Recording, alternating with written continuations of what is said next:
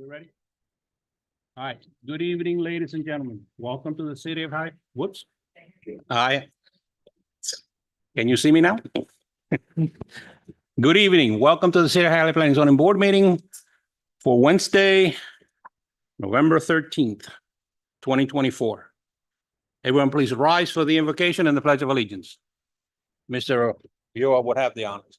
Dear Lord, thank you for the opportunity for us to serve our community, and please help us make the right decision for all those involved tonight. Amen. Amen. I pledge allegiance to the flag of the United States of America, to the republic for which it stands, one nation, under God, indivisible, with liberty and justice for all. Thank you. You may be seated. All right. Point of order. Given the fact that we have, as you can see, a full house, we need to exercise some common courtesy, respect, and follow protocol. If any of you have any literature or any paperwork that you would like to pass forward to us, Claudia would be more than happy to take him from you and give him to us. Other than that, just be mindful that look around you. It's going to be a busy one. So, okay, let's proceed. Meeting guidelines. The following guidelines apply to today's Planning and Zoning Board meeting.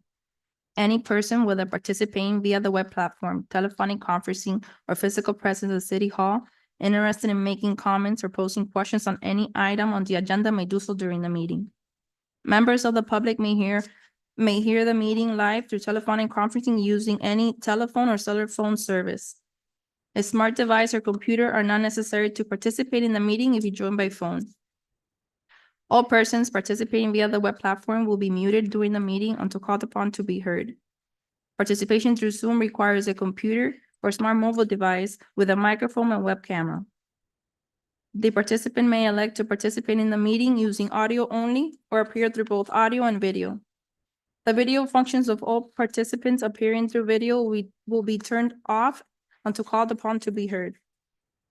All lobbyists must register with the Planning and Zoning Board prior to item being heard. A maximum of 4 speakers in favor and 4 speakers in opposition will be allowed to address the Planning and Zoning Board on any item. Each speaker's comments will be limited to 3 minutes. Roll call. Mr. Perez? Here. Mr. Mason? Here. Mr. Iglesias? Here. Mr. Jimenez? Here. Mr. Ulloa? Here. Mr. Santiesteban? Here. Mrs. Enriquez? Here. We have a quorum. Administration of oath to all applicants and anyone who will be speaking before the board on any item. Anyone and everyone that's going to speak in front of the board, please stand, raise your right hand so we can swear you in. Do we have anyone on Zoom? Okay. Do you swear or affirm to tell the truth before this board? ¿Usted jura o afirma decir la verdad ante esta junta? Okay. Yes. Okay. Let the record show the answer was on the affirmative. Thank you. You may be seated.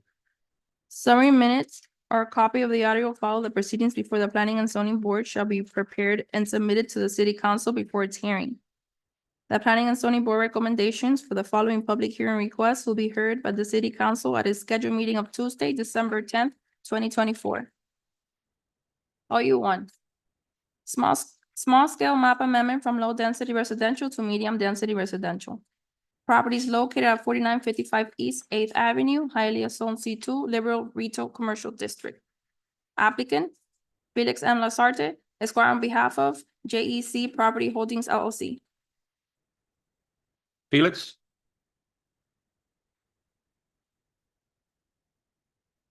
You're not Felix, but turn the microphone on. Okay, Good name and evening, address, board. please. Jose Cueto, 1028 West 67th Street, Hialeah, Florida, 33012, the property owner.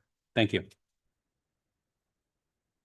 The property in this application is located along East 8th Avenue, situated between East 49th Street and East 52nd Street. It is approximately 6,300 square feet. It features a single-story, single-family home built in 1954.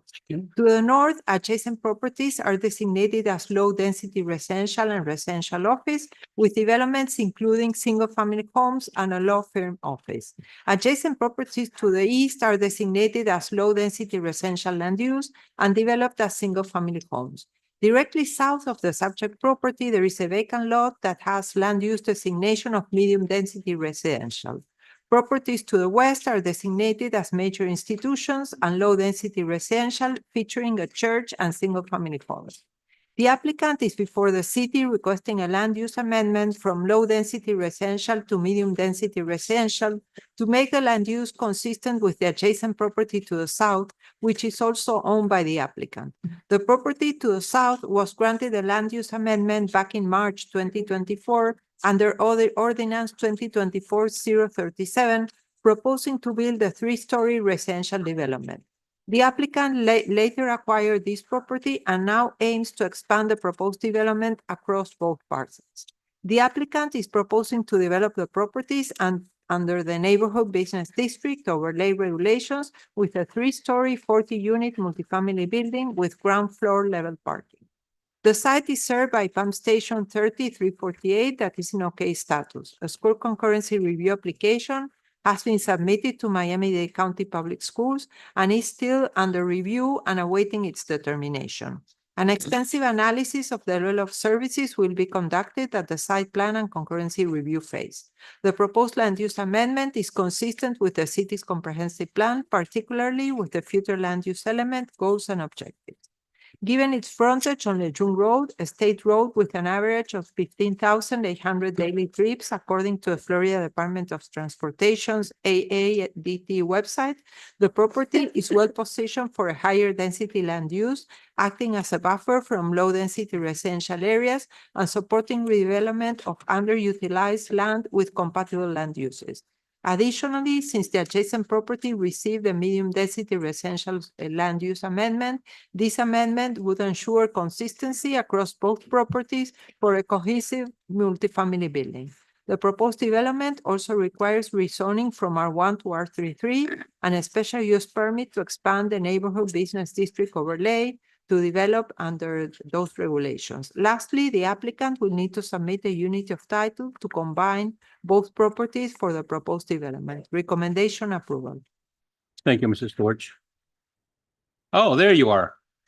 You guys, I'll swear in. Do you swear to tell the truth, the whole truth, and nothing but the truth? I do. Thank you. Name and address, please. Felix Asarte with offices at 3250 Northeast First Avenue. Here on behalf of JEC Property Holdings. Simply, I don't know if you remember, there was an application that I brought a few months ago, and it was for a land use change, and it was for a vacant lot, which is next to the Pollo Tropical on 49th Street and Lejeune Road. There was actually a property next door, and one of the residents approached us and asked us if we wanted to buy that particular lot. It's right adjacent to ours, and it would make our development better. It would lay it out much easier, would create a better traffic circulation for the project because the lot's going to be a little bit larger. So we simply bought the house next door and we're incorporating it into our overall plan. I think that's the best way I can describe it. And hopefully with your support tonight, then I'll go before the city council and get that, and then move forward with with the zoning change. And I hope not all these people are here to object to my items. That would be very, very worried. Please tell me no. Okay, so you actually purchased a house to the south of it. So you're not going to go from the Pollo Tropical property north. I bought the house immediately to the north of it. There's the vacant lot. It's a house immediately to the north. Yes. 6 on way, half a dozen the other. Exactly. Okay, so you have the whole strip there. Correct. Thank you. Correct. Okay. Comments or questions? Anyone in the audience have a comment or question on this item? Anyone in Zoom? No? Closest to part of the public hearing. What's the pleasure of the board? Second. Thanks. We have a motion by Mr. Santiesteban. Second by Mrs. Enriquez. Mr. Iglesias, Yes. Mr. Jimenez, Yes. Mr. Ulloa, Yes. Mr. Santiesteban, Yes. Mr. Perez, Yes. Mrs. Enriquez. Yes. Mr. Mason. Yes. Item has been approved. Thank you, everybody. Thank you. LU2, the applicant has actually requested his item to be tabled until December 11th. Let me just read the address. The address is 1158 West 71st Street and 1164 West 71st Street. Okay, so can we pass? Motion to table to next meeting? Can we pass the item forward, please? So we have a motion by Mrs. Enriquez, second by Mr. Mason. No, the item would be tabled indefinitely until next meeting. Oh, okay, indefinite, okay. Indefinite. Indefinite. Okay, Table indefinitely. Mr. Jimenez, Yes. Mr. Santiesteban, Yes. Mr. Perez, yes. Mrs. Enriquez, Yes. Mr. Ulloa, Yes. Mr. Mason, Yes. Mr. Iglesias. Yes. Item has been tabled indefinitely.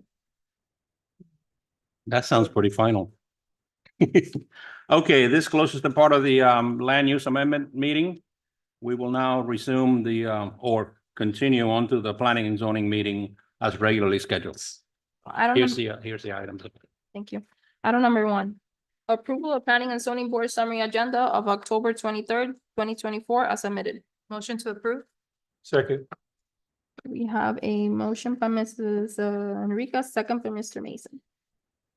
I'm sorry, Mr. Ulloa. Mr. Perez, Yes. Mrs. Enriquez. Yes. Mr. Ulloa, Yes. Mr. Santiesteban, Yes. Mr. Jimenez. Yes. Mr. Iglesias. Yes. Mr. Mason. Yes. Item has been approved. A written decision and resolution will be prepared and presented for review to the city council. The city council is authorized to affirm with conditions or override the decisions by resolution. After the resolution is adopted, contact a member of the city clerk's office to obtain a copy of the final decision and resolution. Upon your receipt of the final decision and resolution, contact the building department to obtain your required building permit. Summary minutes or a copy of the audio file of the proceedings before the Planning and Zoning Board shall be prepared and submitted to the city council before its hearing. The Planning and Zoning Board recommendations for the following public hearing requests will be heard by the city council at a scheduled meeting of Tuesday, January 14th, 2025. Item number 2. Final decision to allow rear setback of 8.7 feet where 20 feet are required for an existing addition to be legalized. Property is located at 681 East 12th Place, Hialeah Zones R1, one family district. Applicant, Taimiso Tolongo. So we received an email from the applicant earlier today. She wants to table the item until December 11th. Okay, if that's the wishes of the applicant, Motion to table? Second. Okay, so we have a motion by Mrs. Enriquez, second by Mr. Ulloa. Mr. Jimenez, Yes. Mr. Iglesias, Yes. Mrs. Enriquez, Yes.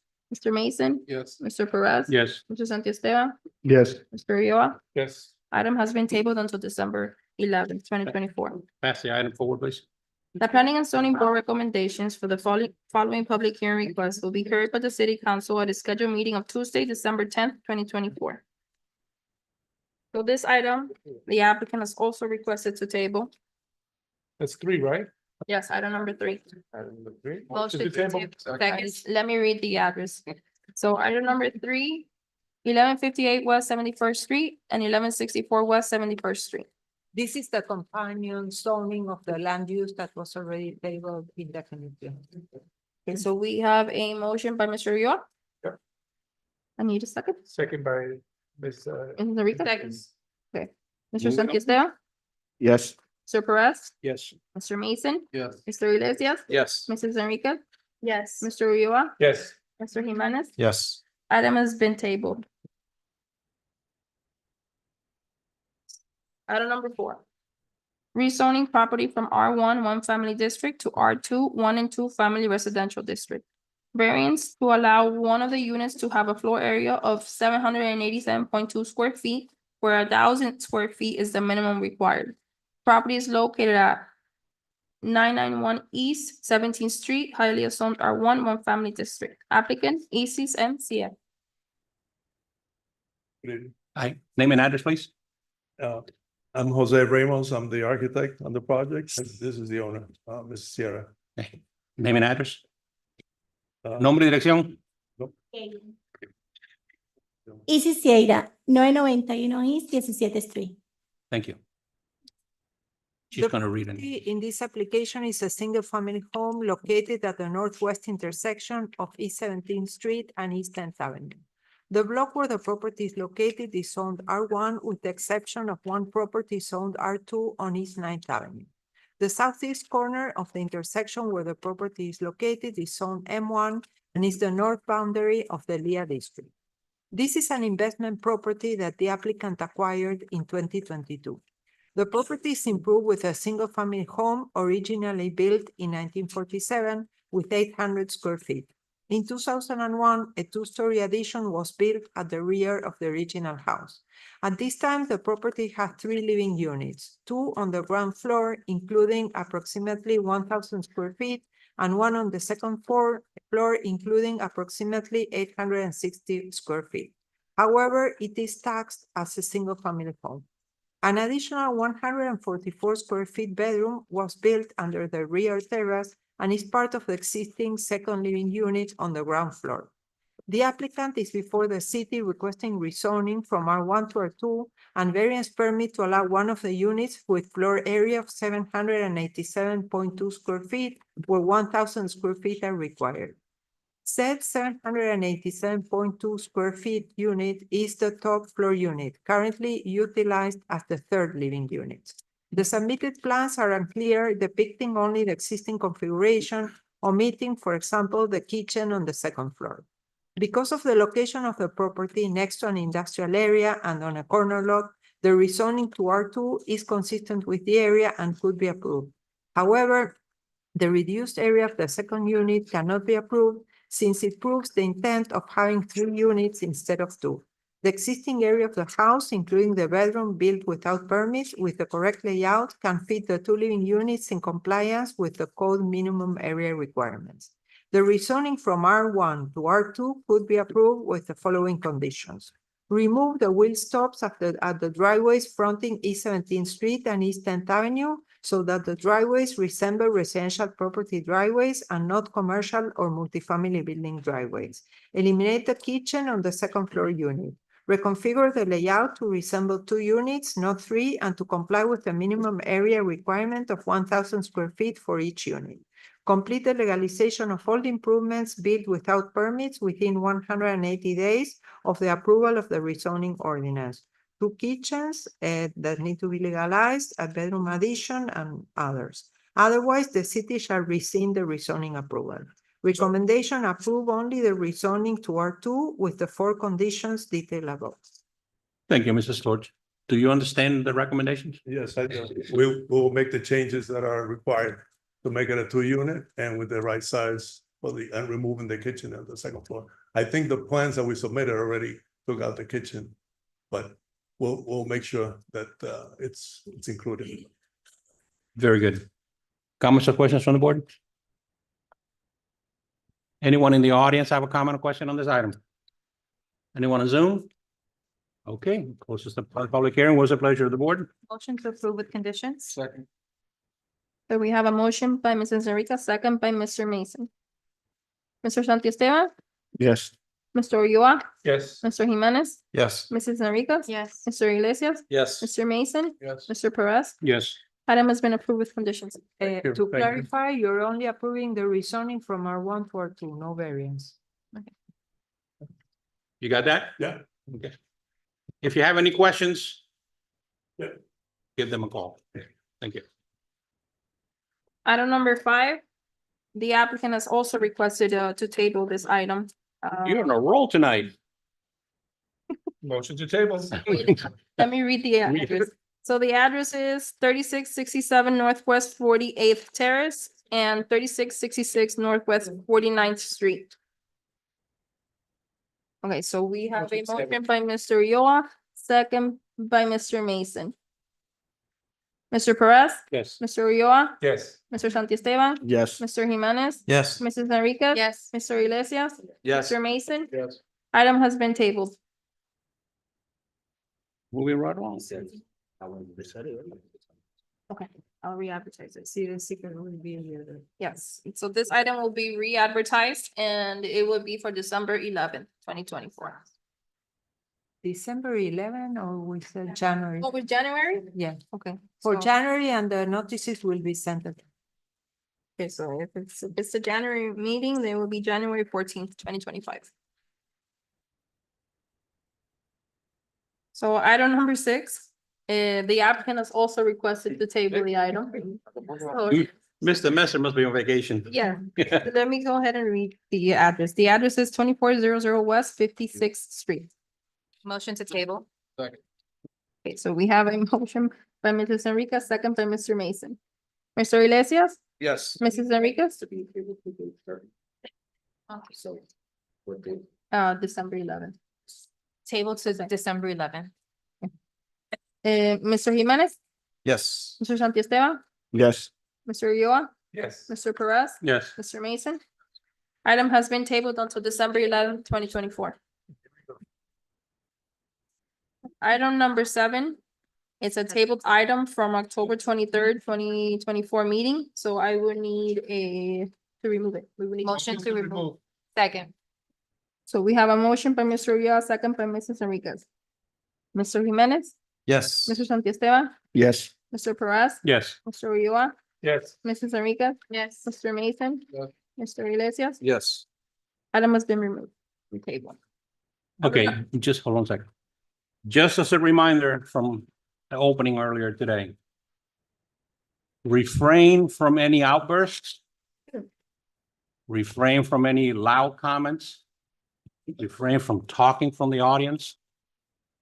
There will be a chance for public hearing. You will get an opportunity to speak. So all of y'all out there, be nice. Behave. Go ahead. Item number 7, conditional use permit to allow the expansion of an existing school with 6th to 12th grade and to allow an increase of 250 students for a maximum population of 1,250 students. Properties located at 2590 West 76th Street, Hialeah zoned R1, one family district. Applicant Hugo Arza, Esquire, on behalf of City of Hialeah Educational Academy. Kohia. Name and address, please. Hugo Arza, 701 Brickell Avenue, representing Cohia. Thank you.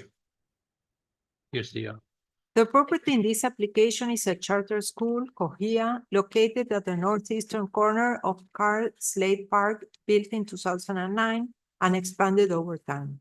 The property's land use is recreation and open space, and the zoning is R1, with conditional use permits granted to the property to allow the expansion of the charter school in 2015 and in 2018.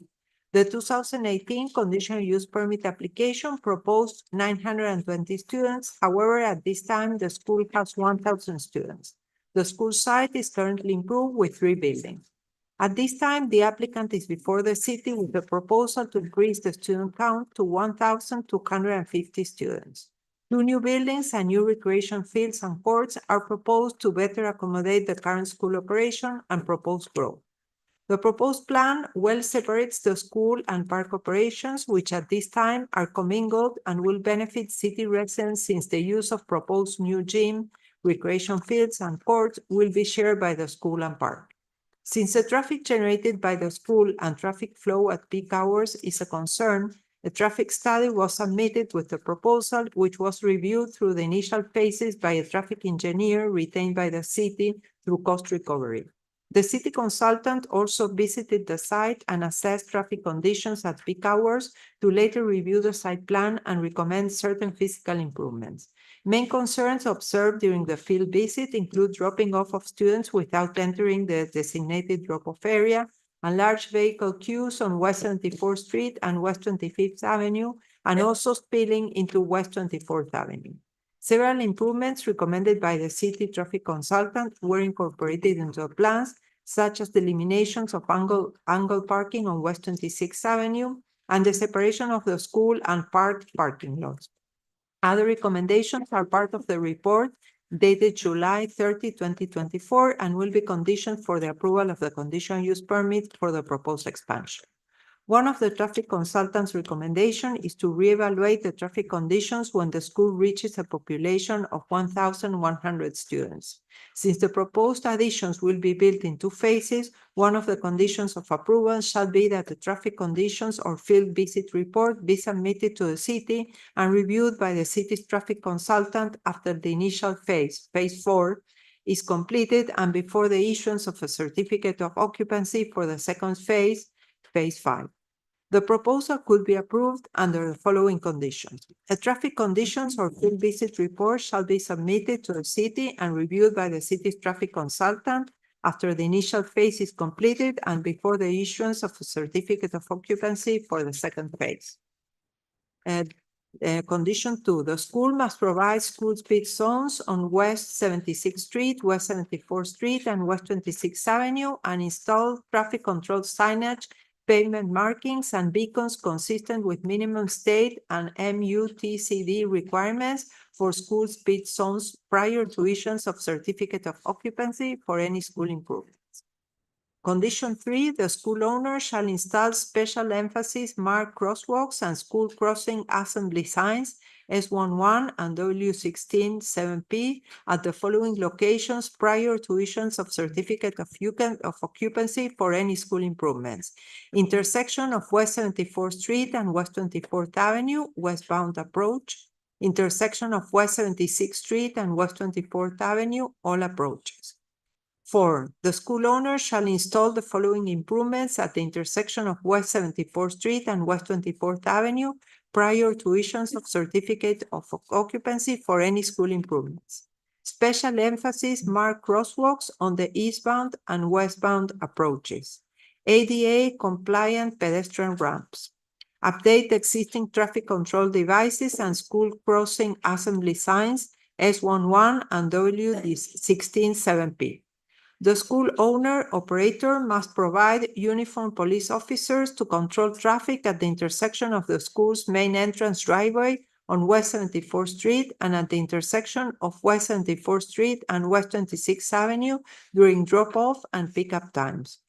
The school must install signage and pavement markings for the proposed bus station area prior to issuance of certificate of occupancy for any school improvements.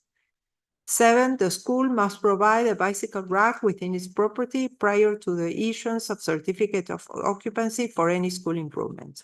The recommendation is the approval of the CUP for a population increase to 1,250 students, subject to conditions 1 through 7 enumerated above. Thank you. Thank you, Mr. George. Hugo? Thank you. Again, Mr. Chairman, Hugo Arza, 701 Brickell Avenue. So if you'll indulge me for 1 second, I've got a briefer presentation than I did the first time I was before you 3 weeks ago, and we spent nearly 2 hours with a lively discourse.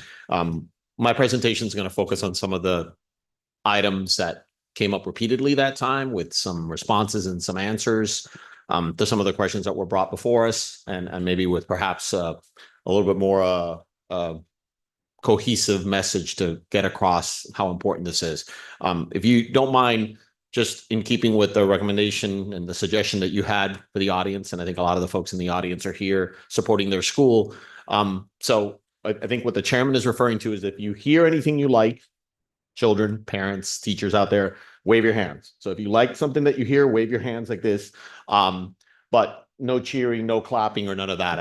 I just know from having been in this situation. Jazz hands. Exactly, jazz hands, exactly. So it's not that they don't want to hear. We will have an opportunity, and I'll turn this over at the end of my 9 or 10 slides, and I will allow a select group of 4 individuals, a student, a parent. We're gonna select 4 to deliver some important messages that we think you all would want to hear. But I want everyone here to know how appreciated they are for being here, how appreciative I am that they're here today supporting their school, how much this means to them. And I think it's going to resonate for all of you. So if you hear something that I say or a question or anything that you like, feel free to do this, but no clapping or cheering, because I know that just kind of interrupts. So Thank you. just wanted to explain that before we started.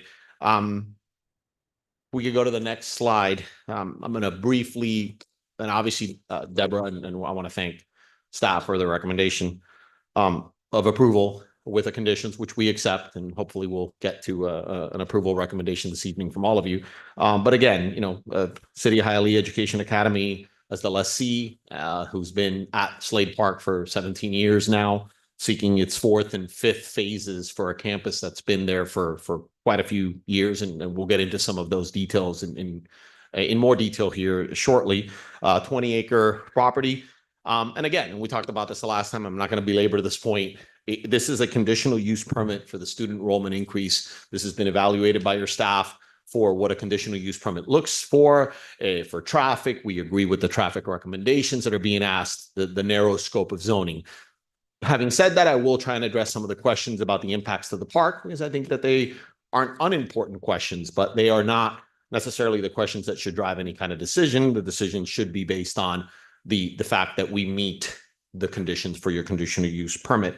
And I hope, we keep that in the back of our minds, particularly the folks that are up there, even as you hear an impassioned plea for what this school means to so many people. And I don't want you to forget that, but I also want you to realize we also meet that legal test. We meet the legal test of a conditional use permit. We have your staff's recommendation. We're just going to provide some additional and supplemental information to help all of you, maybe put you and the city, to the extent that they need to be put at a little bit more ease, that this will continue to be the glowing partnership that it's been for nearly 2 decades. And that's how long it's going on this. So next slide.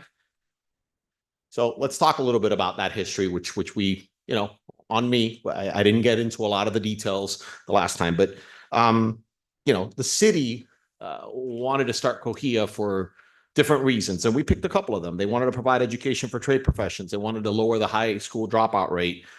They wanted to provide an educational opportunity for the city. And it made sense then, and it makes sense now that the city would utilize resources that it has, meaning parkland, to provide for the education of its citizens. Those are not incompatible. And we're going to show you how they are not incompatible desires. Having a park and having a school, a public school, is just not incompatible at all. So based from that premise, the city started Cohia, and on the next page, we'll talk a little bit, or a couple slides down, we'll talk a little bit about how the school was operated for many years by the city in more direct fashion. But phase 1, phase 2, phase 3, which are the buildings that I'll show you in a second, are the existing building today. All of those existing buildings, all built during this last 17 years, all built for the express purpose of the education of these students, all built with state funds, at no cost to the city's taxpayers or the city. These buildings, much like there is a grant ready to be deployed to help us build phases 4 and 5, previous construction on this site has been built with state funding that the city and the school went to Tallahassee and secured. A sort of continuation of that theme of partnership. And this has worked that way for 17 years. And what has it resulted in? Well, the most recent data this year is that nearly 76% of the students are City of Hialeah residents. I'm going to guess that a lot of these people are the residents of the city. They're the ones that would use this park, that go to your schools. This is not, some school that's bringing in kids from 50 or 100 miles away. This is a school for this community. Talked about a little bit about why Cohia was founded. One of the main reasons, trying to provide additional educational opportunities, help with some of the high school dropout rates and graduation rates.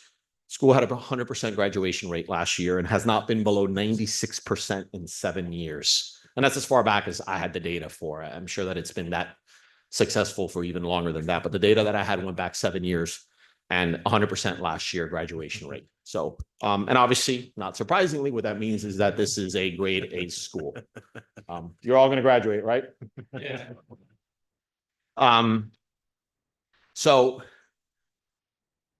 it worked. There's no other way to say it. It worked. It worked to co-locate, to really optimize an asset that the city had, a park, to say, hey, we also have this other need. As a city, we don't just look at one thing. We don't just worry about traffic. We don't just worry about housing. We don't just worry about parks. We don't just worry about education. We have to worry about all of it. And when we have a chance to bring together different facets of our city and make a dent in any one of those, it's a win for the city. And that's what the city did with Cohia 17 years ago. And it continues to be a success today. Let's go to the next slide, because it starts to talk a little bit about the transition and some misconceptions. And I want to, be very, very clear about all of these for anyone that might have been confused or misunderstood anything we said in the last meeting, or perhaps that was left unsaid. All buildings in the land, and your city attorney spoke to this in the last meeting, all buildings in the land remain the property of the city of Hialeah. Like there is no other entity that owns the improvements on this land. The land, no land has been given. There is a lease agreement in place to provide for, this school to operate, but the buildings and the land remain in the ownership of the city of Hialeah. That's critical. That issue came up. I just wanted to just knock it up. There's just no other way to interpret that. The city often leases its land for any number of reasons. This is a terrific reason: education for its residents. But the city retains the ownership and will retain the ownership even if what we're asking to be allowed to do ultimately comes to fruition. Phases 4 and 5 will not change that at all.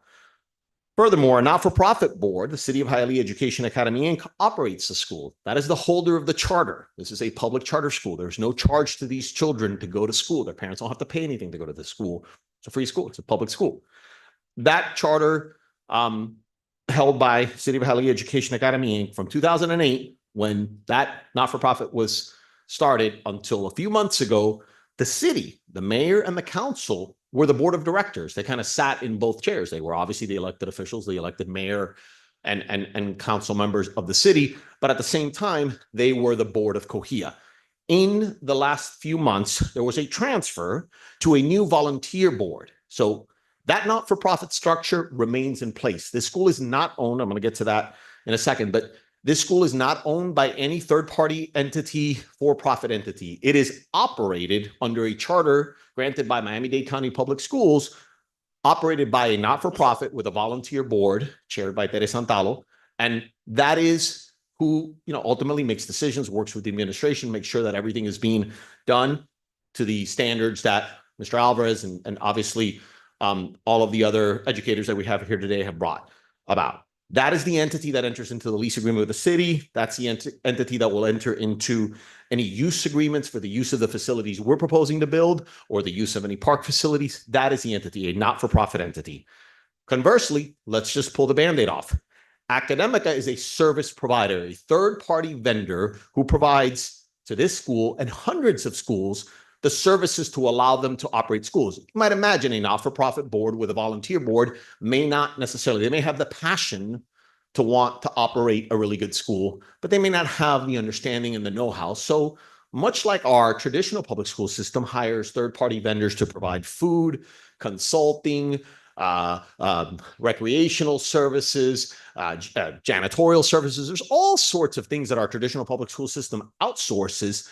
The management by this not-for-profit board is outsourced to Academica. Academica has no ownership interest. They are a vendor providing services and have been from the beginning. So their history and their knowledge with the school is obviously, an important part of why they've been successful, but they have no ownership interest. Academica doesn't have ownership interest in any school whatsoever because they're a management company that provides services on a contract basis with these not-for-profits, in this case with City of Hialeah Education Academy, Inc. So, a lot of mixed messaging in the last meeting about this being owned by private entities or private interests. It's owned by the City of Hialeah. The buildings, the land remains owned by the City of Hialeah. It is leased to a not-for-profit that is operating a public charter school under a charter from Miami-Dade County Public School System. And the for-profit component, if you want to find one, and I just explained how the traditional school system has third-party vendors all over the place that are obviously normal companies that are for-profit, is that Academica provides services to operate and help them and help the administration run their school. That's it. No ownership interest. They're not the lessee. They're not the ones in contract with the city. They're the ones in contract with the not-for-profit and the school to help them run a better school. I hope that answers a lot of those questions. I know those issues came up. I hope that maybe that explanation was a little clearer than it was the last time. We didn't really get into a lot of it. But I wanted to make sure that everyone heard that loud and clear today. Next slide. So again, what are the benefits of a city partnership? We've talked about how it's been in place for so long. Specifically with respect to what I'm about to show you, which is we're going to get into a little bit of the buildings and what we're proposing and the improvements in the soccer pitch, and we're going to get into a little bit of that discussion again.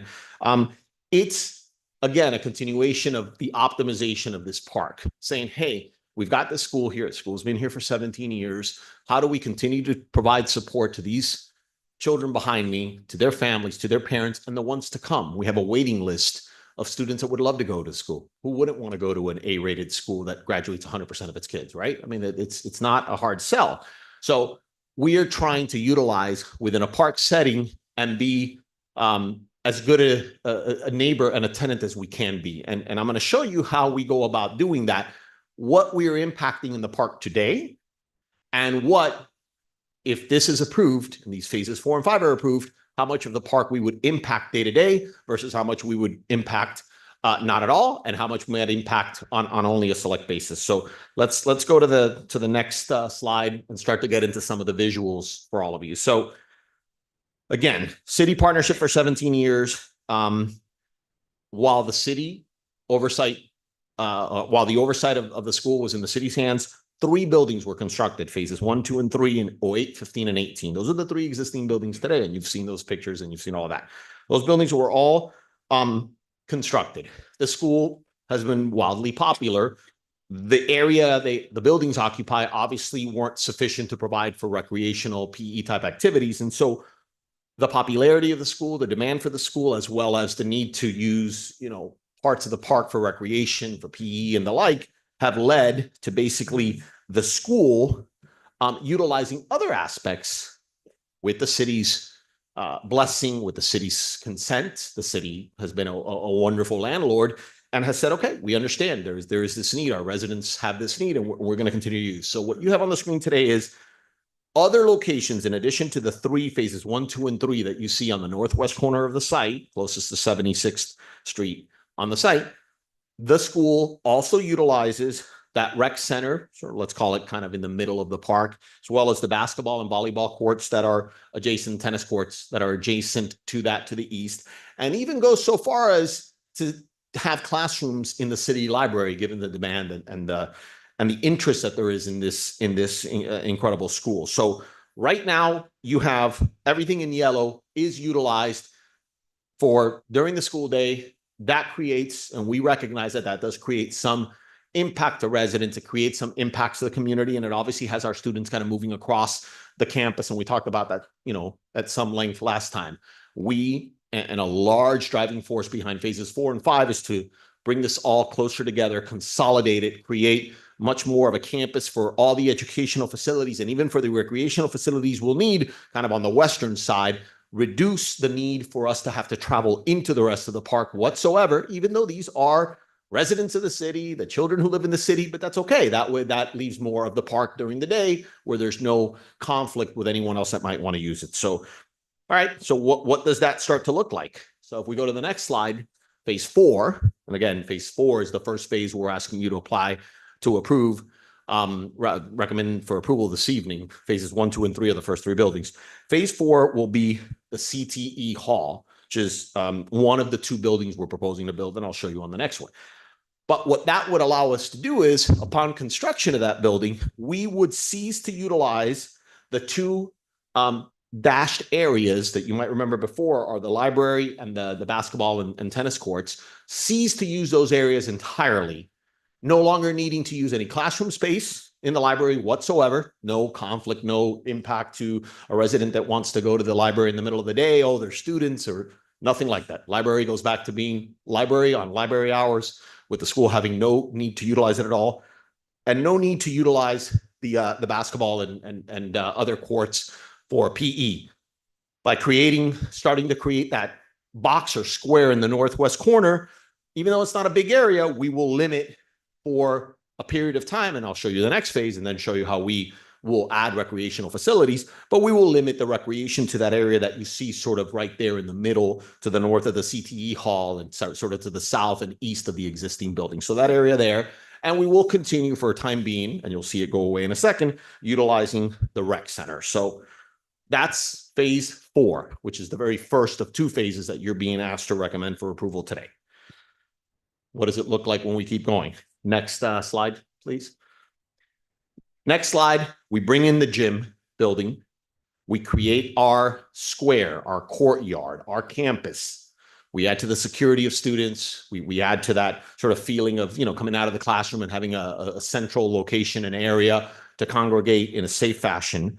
And at the same time, we go ahead and improve to the south by building a new mini soccer pitch and 3 pickleball courts, new recreational space for use by both the students, and we'll show you in a minute how the residents are going to use it.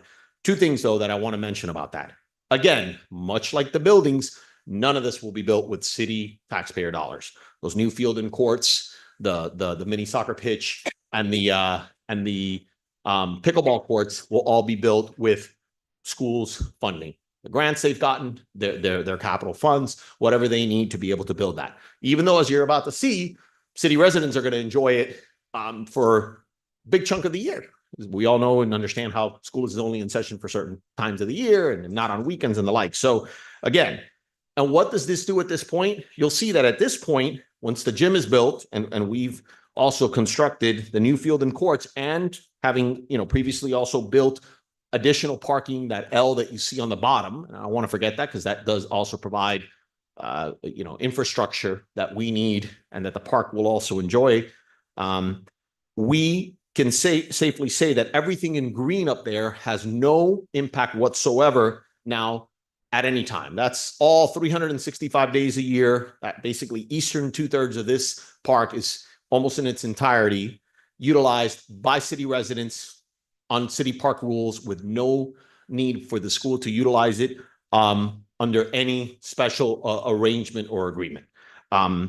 You might say, okay, so then what would the school do, and how would they use it, and how do we even benefit from what you're proposing to construct? So let's go to the next slide. So now I've expanded this green area. And you might say, well, you just showed me the green area and told me that that's what the residents can use, but now you've expanded it into an area that the school is building and using. And that's not an untrue statement, because for those periods of time, not during the school day, but those after school hours, those weekends, those summers, and I'll remind all of you, I think we mentioned it the last time, I mean, the school already hosts summer camp programs there for all residents. I mean, there's already that collaboration between the city and the school. But except for during school hours or a special event, I mean, if the basketball team is playing in the gym or something like that, the gym and the new field and courts will be open and available to all residents pursuant to the agreements that this lessee, this not-for-profit, is entering into with the city and contemporaneous to this process. And so we got sidetracked. So I want to talk a little bit about that. We got a little sidetracked last time, wanting to kind of get into the details of what that's going to look like. I'm here to tell you that I know more than I did 3 weeks ago, but I don't have all the answers.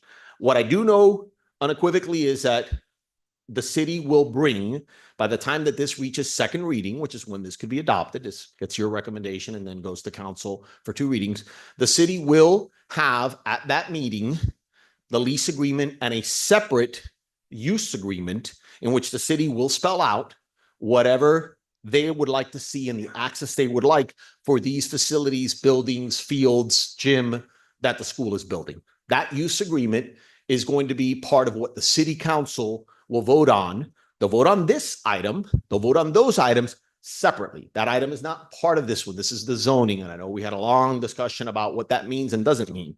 But I can tell you with near certainty, because I'm aware of the folks negotiating it both on the city attorney's side as well as our side, that there will be a lease agreement and there will be a separate use agreement that will address the use by the residents of these facilities moving forward.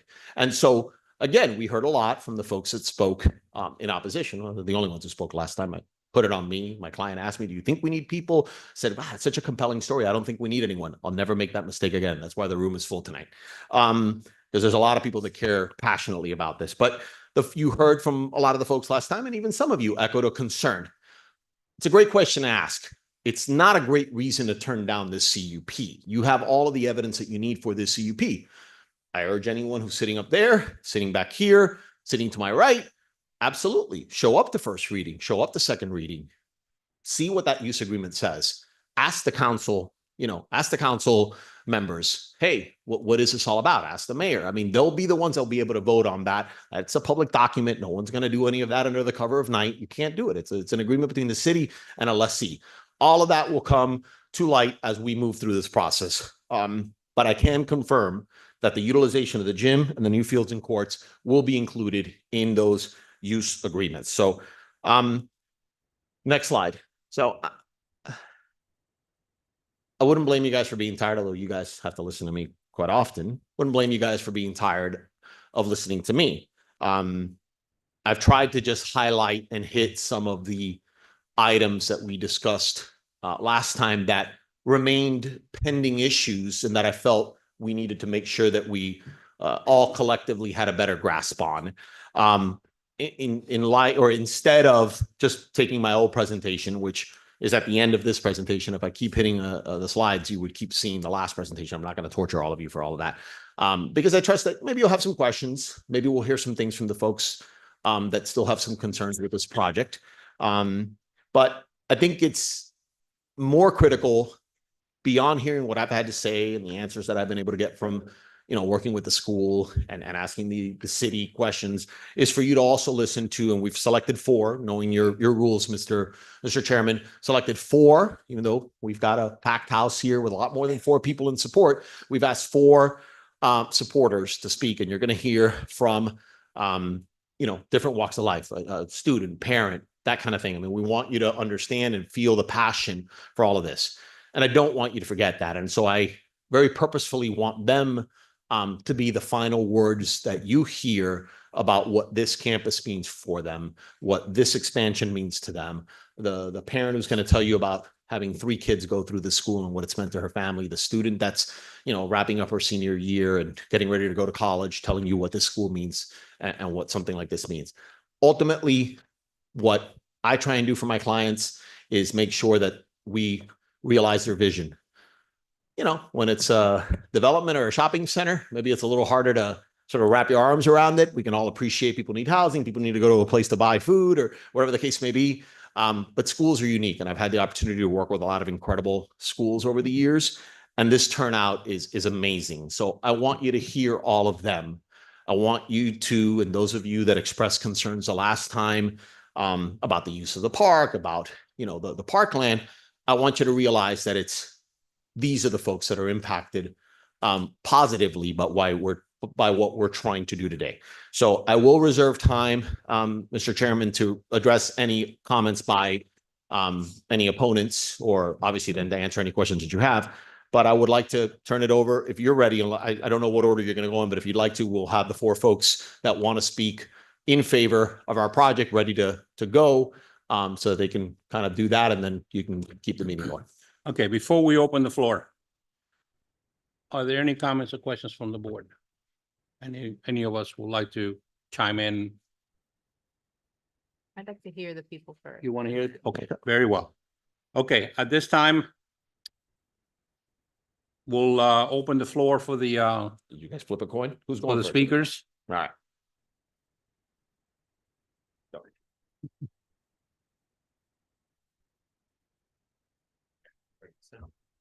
I'll give you 3 minutes. Okay, we'll need your name and address. Okay, and we're gonna give you 3 minutes. So make it count. Thank you. Dana Martinez, 19763 Northwest 87th Court, Hialeah, Florida. This is my daughter Natalie. And thank you for having us. Good evening, everyone. Thank you for being here today. I'm excited to talk to you about the proposed expansion of the City of Hialeah Educational Academy and how it will positively impact our community. This expansion is not just about growing a school, it's about enhancing the opportunities and quality of life for Hialeah residents, particularly our students, families, and the park goers. First, let's talk about the benefits for students. As mentioned earlier, currently 76% of Cohia students are Hialeah residents. This means that the majority of our students live right here in the community and will directly benefit from this expansion. With more space, we can increase student enrollment, allowing even more local students to take advantage of the high quality education of Cohia that Cohia actually offers. This expansion will help create a brighter future for our youth and open doors to opportunities that might otherwise be out of reach. Now let's discuss the safety improvements for our students. One of the major advantages of the expansion is that the school will be enclosed, making it more secure for our students. With the campus being closed off, it will much harder be for strangers to enter the premises, ensuring a safer environment for our kids. Additionally, students will no longer need to cross the park to attend classes, reducing exposure to potential hazards and creating a more secure space for learning. Some residents are worried that Cohia's expansion will take away 2 softball fields that are currently used by the park. We understand this concern, and it's important to recognize that every decision comes with its challenges. However, we believe that the benefits, especially for the majority of Hialeah residents, outweigh the drawbacks. The additional recreational facilities, increased safety, and expanded access to education are all major steps forward our community. In conclusion, I stand here as a committed parent who has 4 children, 2 of whom have attended and graduated from Cohia and are now a part of the public service field of nursing. One is a nurse at the University of Miami, Sylvester, Kansas, and my other daughter is still in nursing school after graduating in 2020. For this reason, I support the school that raises generations with the goal of giving back to the community. This expansion opportunity allows my twin daughters to continue benefit from the facility that is proposed for the Cohia expansion. This will be a win-win opportunity for the entire Hialeah community. And it has a dual purpose for the enhanced gymnasium, soccer field, running track, and 3 pickleball courts that will be open to the public. Additionally, the expansion will be available for use to the community for after hours and on the weekends. So I thank you very much for listening to us, and Thank I you. appreciate your time. Thank you. Thank you. Okay. Next.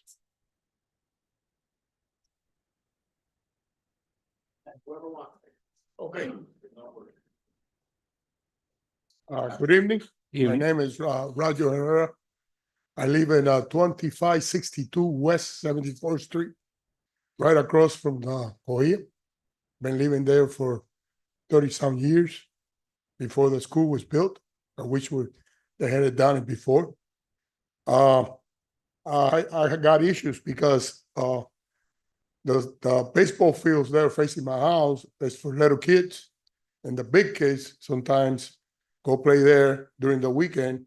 Nobody supervises them, and they have broke my windows, my neighbor's window, a couple of times because the 17-year-old kid hits it and the ball throws pretty far. It's a hard ball. I'm a security guy there now. I look out for the well-being of these kids.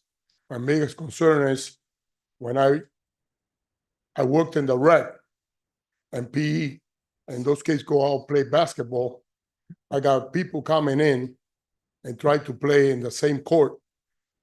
And the reason is, when I try to kick them out, they say it's a public park. So they're putting the kids that I supervise in danger. And the other thing is, to have the kids in one confined space, it will help not only the staff, the security, and the well-being of the kids. And for that reason, I appreciate your time.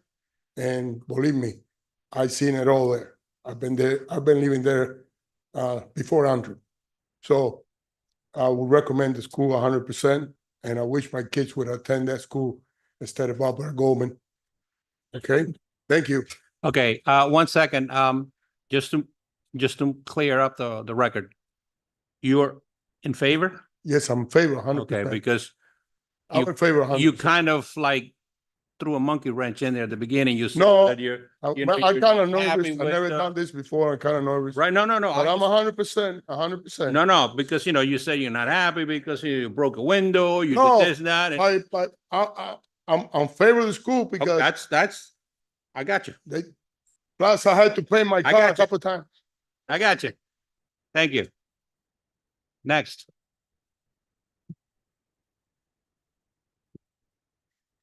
Hi, my name is Elizabeth Sanchez. I give my address. Yes. 2993 West 80th Street, Hialeah, Florida, 33018. I'm a mother of 4 children, and I have actually been going to this park since I was 10 years old. I used to play in the back hockey fields when I was young. that now is a small little gym that they have going on right now there. So my husband and I actually go to this gym 3 to 4 times a week. And we always, when we first started going to this park again, we started realizing all the children being there. We started seeing that as we were walking, we were like part of the school walking with the kids. And I thought that was pretty uncomfortable. I was like, I kind of want to run, but I don't want to be running when these kids are walking. So I really saw that the safety of these children was something that was a main concern to me. So I am in favor of all the changes, mainly because I feel that it will give a lot more safety for the kids. The improvements of the park, the changes I feel will give more assets added back to the residents, because now I would be able to go to that gym that I go to, as well as having an additional gym that they're trying to build opening after hours, where I'll be able to have more privacy and the things that I do there when I'm there, which I'm usually there for about 2 hours. It will have more accessibility for the park to the residents during school hours, which is what I just mentioned. Shared usage agreement for gym between city and school. I think that would be one of the top things that are in my personal priority list, but I'm sure in theirs. Adding a track, exercise, multi-purpose field, the picket balls. I think it's something that a lot of the children are doing now. It's something I would really love to bring my kids back into in the afternoon. So again, using the park more often. Adding 40 additional parking spaces, which I saw in the presentation, that would be phenomenal, because sometimes we do have to park on the outside of the street, because the parking spots are always full. And having the park in the school have its daily operations without mixing the students with the residents, I really feel will ensure the safety of these children. So that's what I have to say today. Thank you. There you go. One more.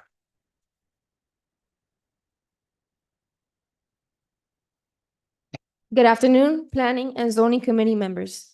My name is Nicole Socarras, and today I'll be speaking on behalf of the student body of Cohia. I have been a student at Cohia since 6th grade and a Hialeah resident since birth. My address is 1314 West, 78 Terrace, 33014. As a Hialeah resident and a taxpayer, I stand here today not only to represent the interests of our school, but also to voice the desires of most of our community. Based on Cohia's current enrollment, 76% of Cohia's student body consists of Hialeah residents. Cohia's student body believes the proposed campus will significantly benefit us in the community. I will discuss the many benefits that Cohia and Hialeah residents will gain from choosing to support the construction of this multidimensional facility that will bring life and vibrancy to our community. Let's get to the main point as to why we're all here today: the softball fields. I have yet to see the softball fields used by residents aside of those who attend Cohia. Cohia Athletics mainly uses the park softball fields during the week. Softball fields can only be used for one thing: softball. With Cohia's expansion plan, we will add a soccer field, a track, pickleball courts, access to an indoor basketball gymnasium 3 times a week, and full access to Hialeah residents to key parks that are not limited to after-school hours. Hialeah residents will regain access to the outdoor basketball courts, outdoor tennis courts, recreational buildings, and more during school hours. In addition, an increased number of parking spaces will reduce traffic problems, and the design will provide residents with better parking availability during school hours. I ask you to put yourself in the shoes of a Cohia parent. How would you feel if your child attended Cohia? How would you feel knowing that Principal Carlos Alvarez was trying to expand the campus for your kids' safety, and were denied that? As a Cohia student, I have always dreamt of Cohia's expansion. This layout is exactly what all Cohia students wish to have. This project will ensure that the people of Hialeah get a better, more equipped, and safer, and more accessible park. Cohia wants to keep its students safe in an enclosed facility. As a student at Cohia, I can tell you many good anecdotes about my experiences in the past years. But the most important thing is that Cohia is a family. Principal Carlos Alvarez and the Cohia faculty will do anything to make sure that Cohia students are safe and protected. We trust that you comprehend that our passion is to build a positive legacy in our community for the future of Cohia, the park, and the city of Hialeah. Hialeah residents are gaining a lot more than they are losing. We want to expand our Cohia family and increase the safety of our current students. In return, the residents of Hialeah will witness the transformation of the 2 softball fields into a multidimensional space and bringing life and vibrancy to the park. Thank you for your time and consideration. Thank you. I tell you, Hugo, I have to bring it up, man. Your jazz hands are killing me. Yeah. I mean, kudos to you. And now I'm going to open the floor to the other side. Not the other side, but you know, those that are in opposition. Please bear in mind how professional and how polite the other side was. Okay, let's not ruin the night. Do you have paperwork that you need to pass to us, or? Yeah, but first, the speaker that signed the letter in opposition, she's on the telephone, but she doesn't know how to get on. I think she's about to get on. She's the only one that she signed the letter. Okay, well, there's 4. And we had Right, 4. She's one, yeah. Yeah, we had 4 in opposition, in favor. Yeah, she's So- opposing. She wrote the Okay, letter you're to talking about, Miriam Barrios. okay. Well, okay, She's on well, Zoom. Yes. Thank you. Yeah, this is complicated because for a lot of people, it's the first time they do this, you know. all right, Se- Mr. 7, Ozzy, 8 if you have paperwork that you would like to Okay. pass, will you please Her- give it her to number's- Claudia and Cheryl? Don't give the- Don't give the get- phone number. Yeah, don't read out the number. It's, Yeah, you're right. I apologize. yeah, no. You're not gonna be liked very much. Especially by Miriam.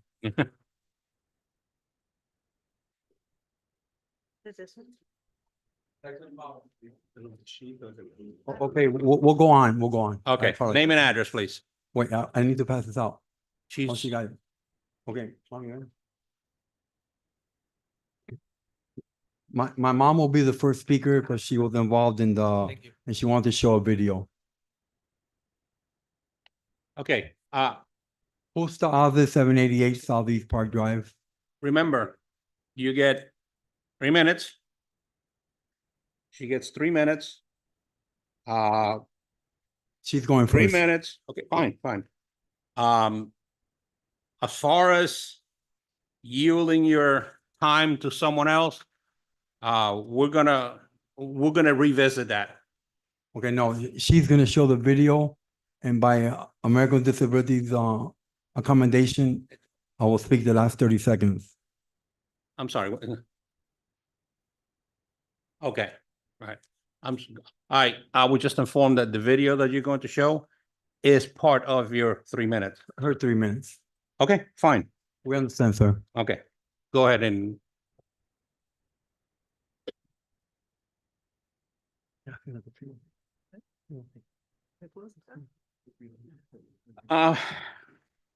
Yeah, let's.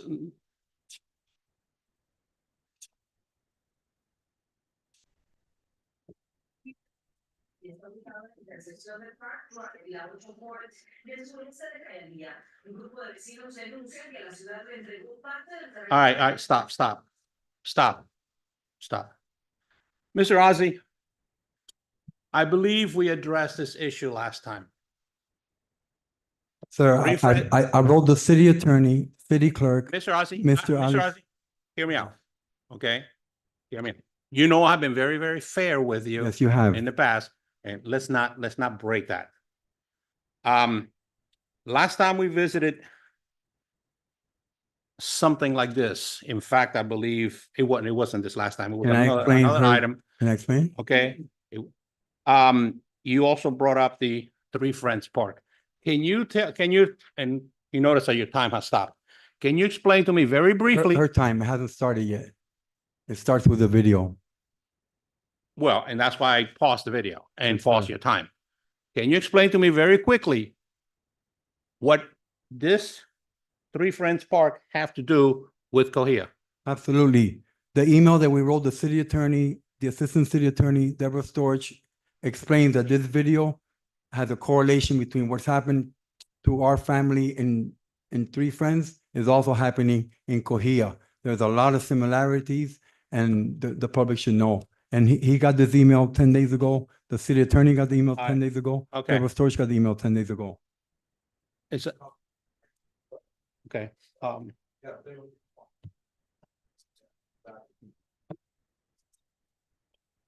There was no issue by the city attorney, the city clerk. It was approved. Okay, no, my concern is that for some reason, this Three Friends Park keeps coming up. Sir, I know it's. We I have know the it's First very dear Amendment to you. right. We could use the examples we want. This is the United States. I know you know the United States. I know it's- Sorry. I take that comment back.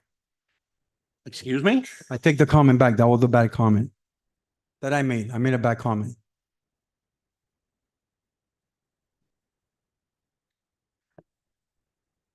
Okay. All right, you know what? Play video, start that.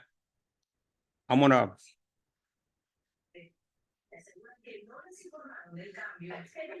explicaciones a la ciudad. Bueno, yo creo que eso es un malentendido, porque lo que la ciudad es intercambió tierras con los desarrolladores del CIES y entonces la ciudad obtuvo un terreno y le dio una partecita ínfima de lo que es el parque a los desarrolladores. Con el terreno que ellos nos dieron, la ciudad está ganando terreno. This statement is not true. Three Friends Park has lost land. Según los planos, lo verde es el área del parque actualmente. En naranja está la porción del parque que la ciudad le dio a los urbanizadores a cambio de este otro terreno al noroeste que agregarían al parque y quedaría así. El parque se va a mantener el 83% del parque existente y se va a agregar el área que recién obtuvimos. El área verde tendría 2.588 pies cuadrados más que el anterior. This statement is not true. Lot 5 has been Hialeah property since 1925. Lot 4 will be a driveway for Navarro. Al departamento de parque le pareció que era necesario hacer un parque para los acá. El pedazo que intercambiaron será para el acceso vehicular de la farmacia. El decorador se comprometió a preservar los árboles. This statement is not true. 3 of the 5 large trees have been removed. Y dijo que el proceso no fue secreto, se publicó en el periódico, se le mandaron tarjetas a los vecinos en el radio de los 500 pies cuadrados y además de eso se colocó un cartel naranja bien visible la cerca del parque. Half true. Only an attorney can understand the language used. Que los vecinos dijeron que llevarán este caso al Consejo de Hialeah el próximo 12 de diciembre y que no descartan entablar una demanda contra la ciudad. En Hialeah, María Elisa Sosa, Noticias 23. I appreciate that. We live in a country where the residents have, they have 3 high-powered attorneys, they have the organization of school, but residents have a time. When I spoke to this with my mom, what Slade Park is going through is what we went through. They don't know that the two parks are being given away. The sign with, is the same. They're saying the park is not used. They're not telling the residents what's happening. And I think it's important that we don't make the same mistake that we made at Three Friend Park. We don't make it a Slade Park because the residents have a right to know what's going on. So that's my mom's finished portion. okay, well, would you identify her, please, her name? Sure. Justa Alze, we both live at 788 Southeast Park Drive, a block from Three Friends Park, and I was the director of Slade Park in 2012, and I worked for the city of Hialeah Parks and Recreation Okay. for 30 years. All right. So that was her presentation. Yes, sir. Now it's your presentation. Yes, sir, my turn. Okay, Okay, so I appreciate all the students. This is what the United States is all about. We both get to decide. So first of all, this is a park. This is a city park. This is not a school. Hialeah designated this a park. We already got rid of Filer Park. We got rid of Hialeah Park. We are in desperate need of the park. Everybody wants more students. Nobody is opposing non-students. What I'm opposing is the residents do not know. If you take a look at the first page that I gave you, there's no barcode, it's not in Spanish. The residents don't know. The issue here is that they're taking away 2 multi-purpose fields. If the next mayor wants to bring back the programs that are Slade, he won't be able to because those fields are used for soccer, baseball, football, everything. The field that's going to be left for Slade Park, that's a baseball field. That's only used by Slade Park, and you cannot have a multi-purpose field that's a baseball field. So something they're not telling you, we're going to give up 2 baseball fields that community don't even know it. And the field that they're leaving behind cannot be used by the community because that's an official baseball field and they'll damage it. I'll talk more about that as a professional afterwards if you give me more time. Okay, so we go to the first drawing here. The ethics department was very clear with Alexander Magroso and Deborah Storch We need to publicize it in Spanish. We need to give them the whole truth. The whole truth is that we're giving up 2 parks and the residents do not know. That's the whole truth. In page 2, if you look at page 2, if you scan the item, the scan will take you to this page. It talks nothing about this project. I'm trying to get public records to describe this project. I haven't been able to get public records. Okay, page 3. If you visit Slade Park, on page 3, the folded sign, they intentionally put it only with 2 halves. And if you go by Slade Park, the signs are always closed because of the wind, makes it less information for the residents. Page 4.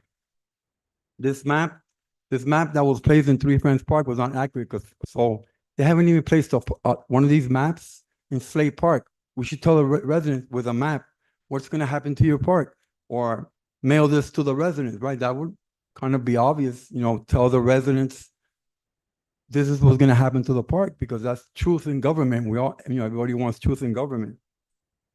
And the last page is as a department, the city planner is still not informing the residents of what's going to happen in a park. And when you scan that, again, it lands you to the landing page. It doesn't tell you any information on the project. That's like the biggest thing. The residents don't know, and it's not a softball field. It's used for a lot of issues. That's a park. Yeah, we feel sorry for the school, but we have very little parks. We've always been mandated. So I just hope that you deny it. First, tell the residents the truth, and then give the residents an opportunity to be here. And I appreciate your time, Mr. Diego. Thank you. And I'm open for questions. Thank Have you. any questions? Anybody have any questions? No, thank you. Thanks a lot. Good evening, Jessica Santana, 5601 West 10th Avenue, Hialeah, Florida, 33012, and I'm yielding my 3 minutes to Mr. Santana. Okay, here we go again. The other person didn't show up. I backed out. I'm I'm listening. I hear you. I hear I'm you. listening to you. I hear you. I just want to make sure that everyone understands going forward, this yielding of time, it's going to be discretionary upon the board. So I'll allow it this time, but let's get into the habit of, not doing that. Mr. Santana, please identify yourself and go ahead and. Juan Santana, 5601 West 10th Avenue. To Yes. start off with, kind of like what I said before, I'm so happy that Colilla is growing. What's it called? I'm super proud of the principal and his leadership that he's been doing with the school. But at the end of the day, ladies and gentlemen, we need to move Colilla to a space that they can grow and not have 1,250 kids. I would like to see 2,000 kids, 3,000 kids there, 4,000, 5,000 kids. But unfortunately, are we going to go ahead and sacrifice the rest of the park for the mismanagement of prior administration? Unfortunately, this administration had to deal with it, but the prior administration, remember, they used to call him the Rock, not because he was strong, because he was not that right here, So at the end of the day, guys, remember, we're going to be sacrificing a softball field. Softball fields are made for what? For women to play softball, or the kids to play softball, and it's a multi-purpose field. But at the same time, some of the things that the students and the parents brought up tonight, and I have a concern with it. I don't want, if they end up building, let's say they build this, I don't want the public using the gym there at the school, right? Because it's a safety issue to have the public commingling with the kids. And at the end of the day, you have a kid. I don't know you, but you probably had kids. A lot of you guys have kids, okay? And you know what? If I was a parent there, I don't want my kids commingling with the public. Okay, it's a safety issue. The words that were mentioned here tonight by the parents and the students is a safety concern. Okay, there is a big safety concern happening. Okay, and I'm sorry, it would be really nice to have a track and pickleball and this and that, but for the public to use, no. What's it called? Because it's going to cause a conflict. And believe it or not, just hearing this, I remember someone, their kids used to go to that school, and he would go there to try to teach his son how to play baseball during the day. And the school would call the police and stuff like that. But the guy was a little nutty, so I would call the police also. You get me? So what's it called? At the end of the day, that's what I'm trying to tell you. It's a safety concern, and for the parent to tell me, oh, I would run, or I would try to run, and then I'll be walking with the kids right next door. That's a safety issue. Like, I'm sorry, this is just common sense things. Let's move Colia to East Hialeah next to the police station for them to grow. Okay, to grow correctly, to evolve the school the way it needs to be evolved. I really don't want to even touch upon the issue, right? Which it should concern every single one of you, okay? Because this new leasing management company, I still have 3 minutes. This new leasing management company that's coming in. And again, I'm not doubting the leadership of the principal. Okay, again, the principal has done an amazing job. Look at this place is full. Never seen. The only time I've ever seen this full, and I think the chair can agree with me, is when I brung residents here regarding, putting crazy developments. I think it was the last time it was this full was when I had people in handicap wheelchairs coming in the news and stuff regarding the one on 4th Avenue and 54th Street. I forgot the development's name. But at the end of the day, it's just a nonprofit, that way is a private entity. Okay, and these volunteer board members, I am going to find out more about it, because at the end of the day, you can get, there's kickbacks to these type of things. I have a nonprofit also, so the waiting list was, I would like to know the numbers for the waiting list, but it goes again what I'm trying to tell you guys. They need to move Colia to East Hialeah. Okay, we're next to the police station. The school was made because there was a high dropout rate back in 2008. Yes, there was. And at the end of the day, there was, no. There was also, you have to remember that we still have a problem retaining police officers. Okay, we still have that problem. I'm super happy to hear that 911 operators that are working in the city of Hialeah came out of Colia. Again, I cannot say anything bad about the school. Okay, I can't say anything bad about it.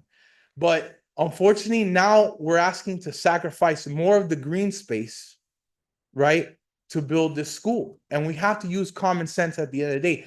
I haven't heard one person that complains about it, that's against it, right, come up with a solution. And I try to at least do that myself, and I would like to thank my wife for yielding her 3 minutes to me, tonight to do so. Because let me also tell you, the softball field will be gone. It's not going to be built if this is built there. That's it, it's gone. So we're erasing the preservation of Hialeah, that what it was is no longer. Okay. And, the space to grow, again, these are things that were talked about. And the security guard mentioned also safety. One of the own employees are talking about safety, guys.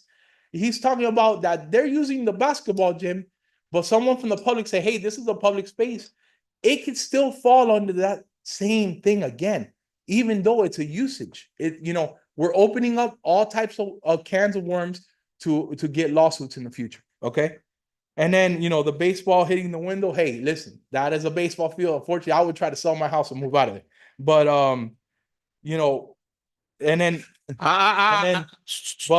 and also walking and running with the kids, like I said, and the parking issue. We already have a parking issue. It's going to continue.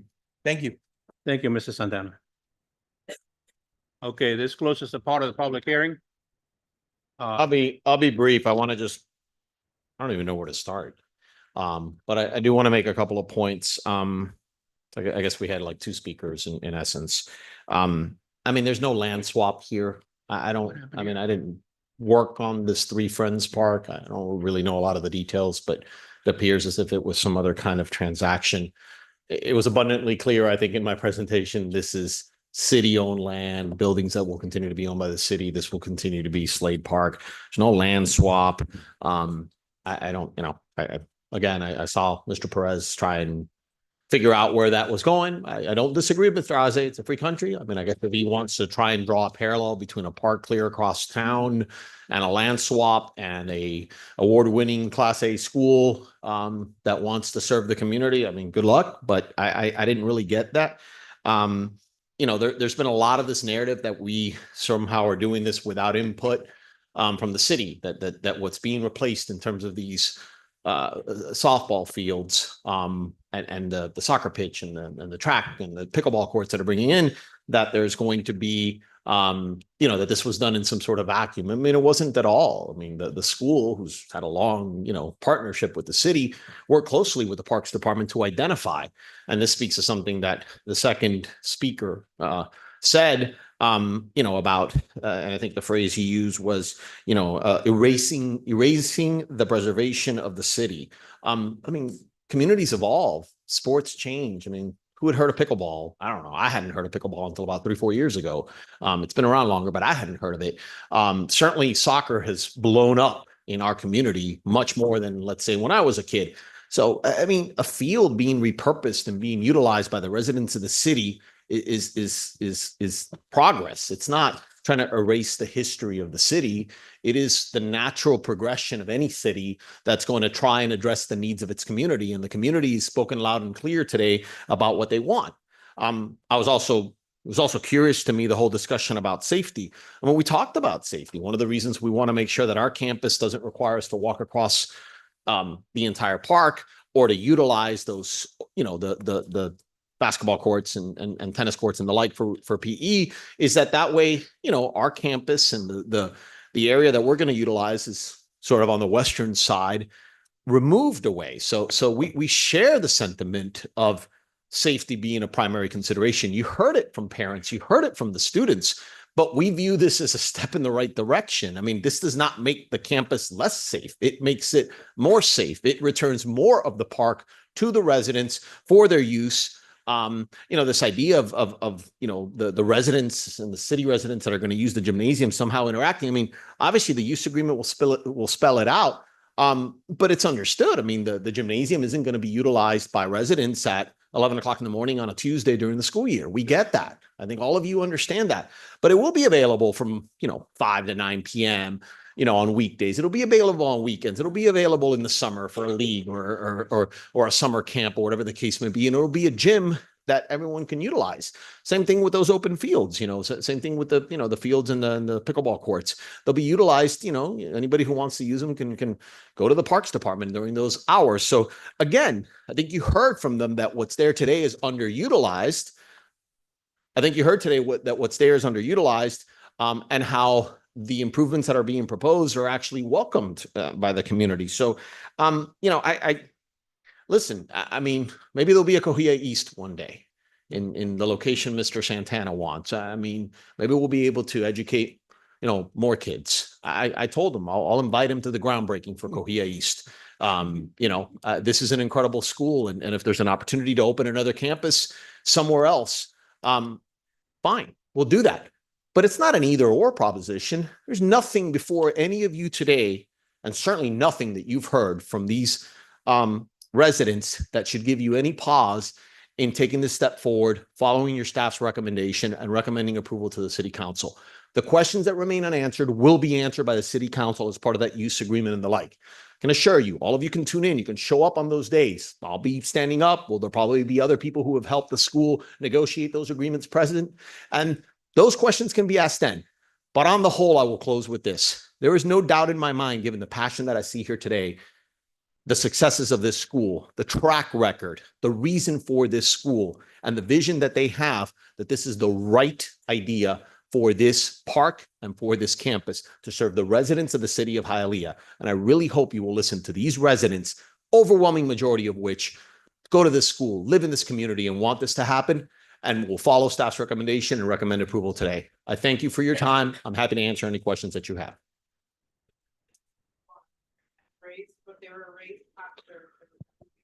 Right, so we've already met our limit, so. Yeah. Mr. Ozzie, please. Mr. Ozzie, we had 4 people in favor. and we had you, your mom, Santana, and his wife. That's four. Four. Yes, he can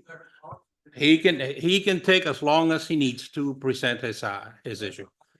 Okay. As far as these people in the audience, in the electronic audience, you know, I don't know what to tell you. They no, I could, but I won't, because they're out of time. We already met our criteria. Thank you, Hugo. Is there any comments or questions from the board? Now's your chance, Through the chair. please. There's no denying that the school is amazing, and thank you guys for all being here. Yes. I'm with you there. And I do hope you guys open Ocoya East so that my kid can go there, you know? I do have a few questions. The first would be parking during the day. I see that you have like that L. Is that gonna be closed off for just the school? The school will have spots assigned to it during the day, yes, but we're also adding 40 parking spaces. Okay.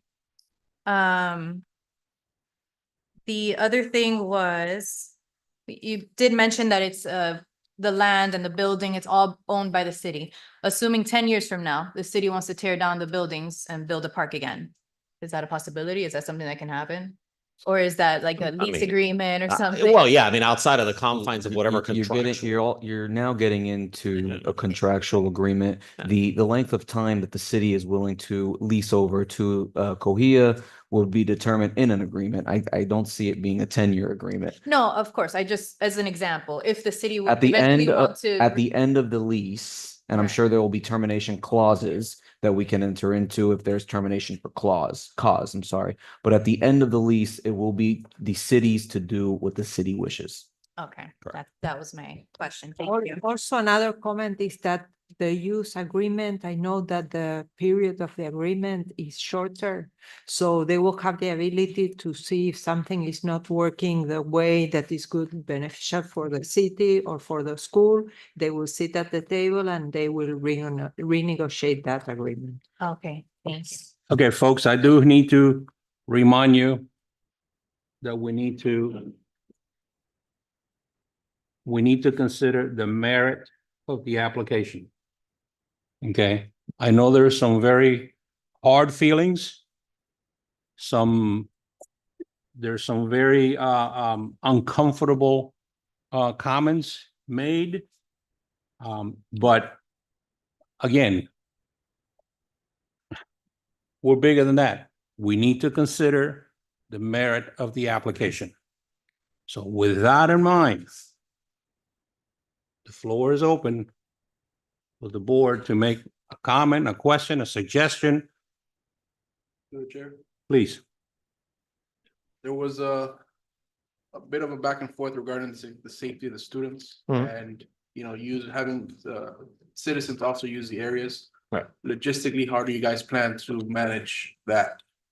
Well, yeah, so I mean, so it's more challenging today. I think you heard from the security guard. I think you heard from the principal the last time because we're spread out across the entirety of the campus. I mean, when we've got, if we put up the presentation, but when we have sort of that square in the northwest corner, when we finish the CTE building and the gym, we'll be able to, keep the students in there and using the recreational facilities that are constructed directly south. There's nobody, you don't have to walk across the entire park to make it over to the library to go to class anymore. So it is a safer condition. And we agree. That's why I said, we completely agree that safety is paramount. But the reason we're creating a campus, creating that courtyard effect is that becomes much more easily, secured because you're not asking people to walk across 2 blocks, which is basically the difference from our campus today to let's say the library for class, or to walk halfway there to the open basketball courts or whatever the case may be for PE. They can go right adjacent to their school for PE, where you can keep security in a much more confined area. And they're in school in an area that has 4 buildings around it where you can have the appropriate, doors and gates and the like that any campus would have. Where my kid goes to school, I have 3 girls, in 7th, 9th, and 12th grade, not at Cohia, but it's safety is paramount. So that's why we believe it would be safer. What I was referring to after hours, would the facilities be open for people to use them? So yeah, so the use agreement will govern the way that anyone might be able to go to the Parks Department and say, hey, there's a gymnasium available at Slade Park. It's part of the Cohia campus, and the Parks Department will have the ability to enter into, and people will have to show ID, put down a deposit, whatever, however someone rents a park, facility, a pavilion, a ball field, a gym, however the case may be. And obviously, I think as we elaborate that part of it, when any of us go in there as a resident, let's say any of you might go in there as a resident where you're not there for a school purpose, you'll have to lease it or rent it out through the parks. No different than if you wanted to utilize a baseball field at a park. I'm sure you'll have to give your information, whatever the Parks Department sees fit. And then, of course, the school's always going to make sure that somebody coming to use the gym doesn't wander. This is after school. This is on a weekend. So at that point, it's probably less the concern about any children being in harm's way as it would be to just make sure people aren't, kind of wandering and going over and trying to open a door or something like that, which we understand could happen. But that use would occur after school hours on a weekend and the like. So, our students would not be there, but it's available to the public as a whole. So that's how we see it. So if I want to go play pickleball there at 5 o'clock in the afternoon on a Saturday, I could just. Yeah, it'll be through the parks. That use agreement's going to spell that out. You're gonna go talk to the, you're gonna figure out with the Parks Department how you sign up to utilize a pickleball court or a tennis court or the gym or whatever the case may be. And and absolutely, or or in the summer, or after, even during the week after school, especially when the time change and at 6 o'clock it's still light out or something. Even if there's school going on, it's now after hours. It's open to the public, and all of that will be spelled out in the use agreement. Thank you. Deborah, what are the suggestions as far as security? The usage of uniformed police officers, and are they just for traffic control or? We have. All the conditions are for traffic because it's the main concern and it's the one that is related to zoning. All other safety and use agreements will be between the law department and the school. They are working on that. So Through the this chair. is all related to traffic. Okay, thank you. Yes, so have they put in a traffic study? Yeah. So, Since the beginning, since they started with the application, they started with the traffic studies, and it's not that they brought a report, this is our traffic study. Since the beginning, they have been in continuous exchange with our traffic engineer. So the traffic engineer agreed on the methodology, how they were going to do this study. Our engineer, the city engineer, even went there, sat there for hours, observed what was happening. So it was a very thorough traffic analysis, and all those 7 conditions came up from the city's traffic engineer. And we agree with those recommendations when it comes to traffic, and there will be additional traffic support. Police officers. Mr. Alvarez has also confirmed for me. I know that there's a state requirement that schools all have a police officer there all day. Of course, the school also has a police officer there all day pursuant to state law. So there will be police officers there specifically for pickups and drop off for, let's call them, more traffic purposes. We all recognize anybody who's dropped off a kid at a school understands that there's always going to have to be, figuring out how people go this way and that way. And the first week of school is always a little more challenging than the first, than the 5th week. We all get that, but there will be police officers to manage that. But also from a safety and security standpoint, there is a police officer there, and he told me it's from 6:30 in the morning until 3:30 in the afternoon. So from before school starts till after school ends every day, that's just there. That isn't there for traffic. It's there safety protection, just making sure that the students are safe. Oh, it's a resource officer. Exactly, but a police officer. Is it a police officer or a school police? Yeah, it's a City of Hialeah police officer. Okay, thank you. Through the chair? Yes, sir. Okay, there's a reason why for the traffic study. I've been advocating a certain area of the city of Hialeah where we've been having a big congestion with the increase of the school is going to cause traffic. Right now in the area that we're actually advocating, it's a nightmare. One of the main causes there is the increase of students caused by West Preparatory School in the corner of 138th and 97. You hear it all the time. One of the speakers spoke and said, I want to get in put in ourselves in our shoes. you actually have right now currently families and students that actually live in that area and complain about that traffic every single day. I'm not kidding, every day. And we've been trying to there's been traffic studies in the area, you name it. And it's still deteriorating little by little as the school increases. And yes, homes are increasing. My concern, you guys came here, but I canvassed that area twice, not once, but twice, when I ran for office and with a fellow candidate that actually is an elected official now.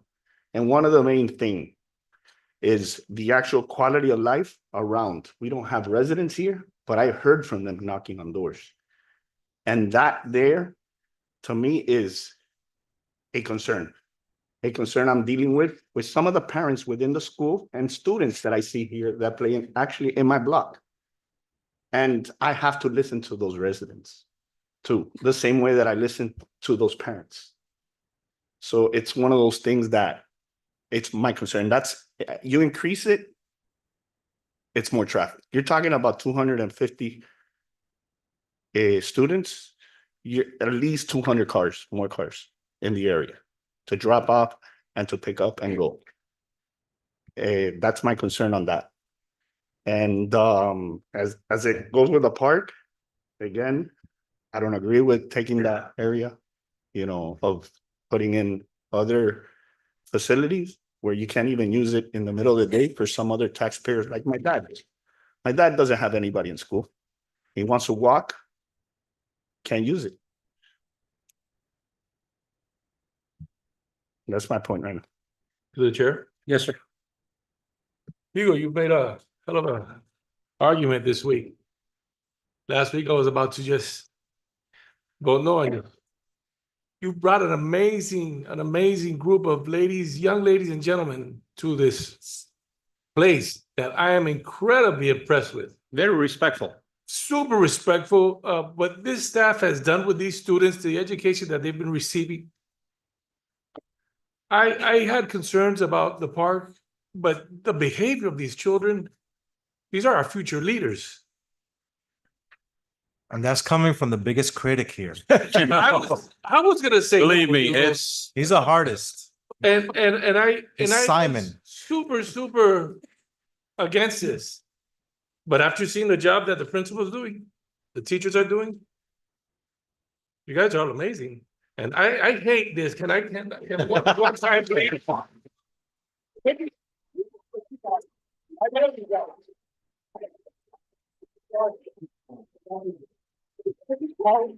You see, I told you if we started that, we wouldn't be able to control it. see, It's on Mr. Ulloa, Yeah, you call me John. John, that's I good. appreciate you initializing the jazz hands, okay? And I apologize. No, there's a time Yeah, and place for everything. but And- I know that they've been sitting here for over an hour and a half, and they gotta be like, I couldn't keep my kids sitting here for an hour and a half. By the way, I don't So- think they're gonna have any homework, right? They have no homework for tomorrow? All right. But I've been impressed with that's what won me over. They did. Their attitude, their behavior. Very impressed. Great job.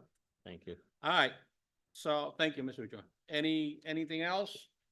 If not, what's the pleasure of the board? Motion to approve.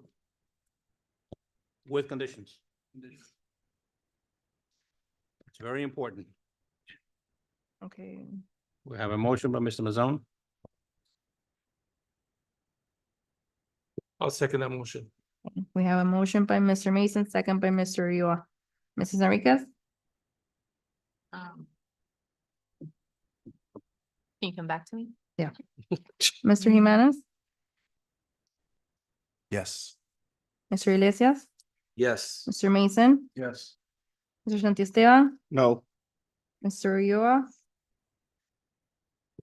I have to say yes. Mrs. Enriquez? Yes. Mr. Perez? Yes. Item has been approved with conditions. Thank you all. Good evening.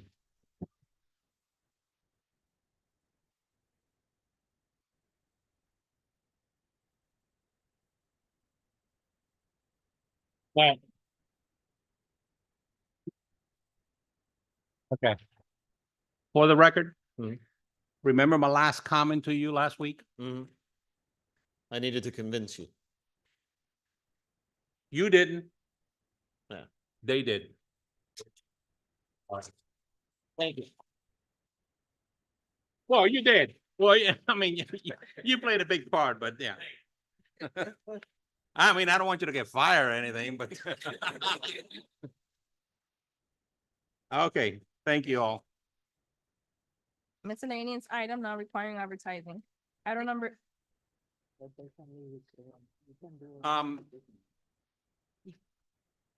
The items that are left are just plots and stuff. You guys are welcome to stay. It's 3 more items, or you can leave. You know, it's up to y'all. But if you do leave, do it orderly, please. Orderly.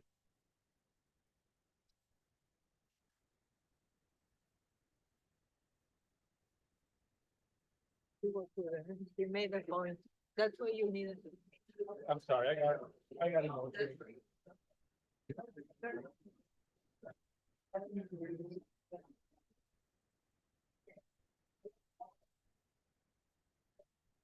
Oye, chequéalo a ver si está bien. Tócalo, tócalo, tócalo, que está mal.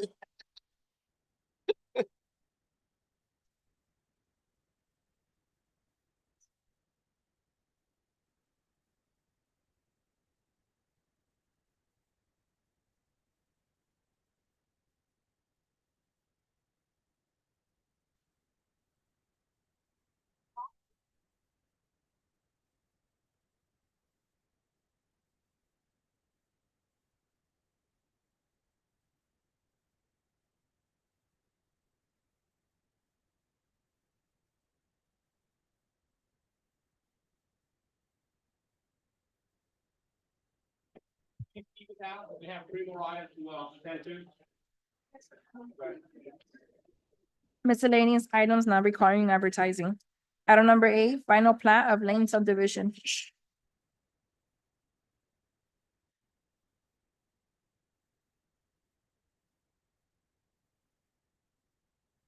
Through the chair, are you waiting for the recommendation of staff? I'm sorry, what? Yeah, Deborah needs to read. Yeah, but this is just the final plat, right? You can. Yeah. Yes, the You- final plat, there is no objections to the plat, actually, to none. There's Yeah. no objections for this plat. I don't know if you have any other questions. Okay. Motion to approve? Second.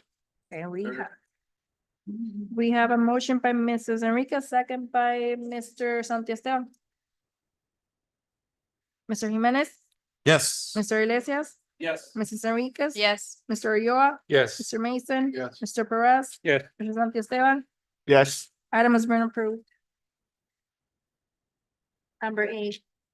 Item number 9, final plat of Lago Vista. Yes, no. No objections from any of the reviewers in the plat committee, so the recommendation is approval. Motion to, Yeah. motion to approve? Okay, so we have a motion by Mrs. Enriquez, second by Mr. Iglesias. Mr. Perez, Yes. Mr. Mason, Yes. Mr. Iglesias. Yes. Mrs. Enriquez. Yes. Mr. Jimenez, Yes. Mr. Ulloa, Yes. Mr. Santiago. Yes. Item has been approved. Item number 10, tentative plat of Casa subdivision. This is also a plat in the annexation area. No objection from any of the departments. There are also some comments of the existing facilities by the Department of Public Works, so the recommendation is approval. Motion to approve? Second that motion. So we have a motion by Mrs. Enriquez, second by Mr. Iglesias. Mr. Perez. Yes. Mr. Ulloa, Yes. Mr. Santiago, Yes. Mr. Jimenez, Yes. Mrs. Enriquez, Yes. Mr. Iglesias. Yes. Mr. Mason. Yeah. Item has been approved. Item number 11, old business. Okay, no old business. Item number 12, new business. New business, I'd like to take this opportunity to wish everyone a happy Thanksgiving. Thank you, sir. Happy and safe. Enjoy it. And, I don't know, Don't eat too much. Don't get? Don't eat too much. We'll be back. we'll be back December. December 11th. Yeah, because we won't have the meeting. This is the only meeting in November. We already voted long ago to Yeah. cancel the Yeah, we did. meeting, yeah, and that has been a tradition for many years. Yeah. Yeah, So, yeah. November meeting and only one of the. Only This, one in- this meeting for November and the first meeting on December only. And that's it for December. And that's it for December until next year. Okay, that being said,